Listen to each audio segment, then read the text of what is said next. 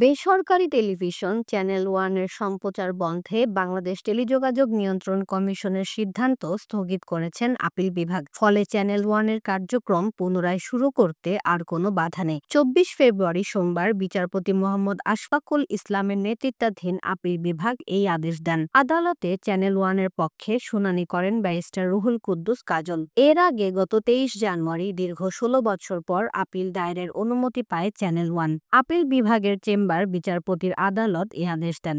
দেশের বেসরকারি television channel one 16 বছর আগে বন্ধ হয়ে যায়। 2010 সালে 27 এপ্রিল সন্ধ্যা 6টার কিছুক্ষণ পর তৎকালীন সরকার ফ্রিকোয়েন্সি বরাদ্দ বন্ধ করে দেয়। পরে হাইকোর্ট বিভাগে মামলা করে চ্যানেল ওয়ান কর্তৃপক্ষ, কিন্তু মামলার আবেদন খারিজ হয়ে যায়। আদালতের আদেশে সন্তোষ প্রকাশ করেছেন চ্যানেল ওয়ানের ব্যবস্থাপনা পরিচালক ব্যবসায়ী গিয়াসউদ্দিন আল মামুন। তিনি বলেন, অন্যায়ভাবে চ্যানেল ওয়ান বন্ধ করে দেওয়া হয়েছিল। আজ আদালত ন্যায় বিচার করেছেন।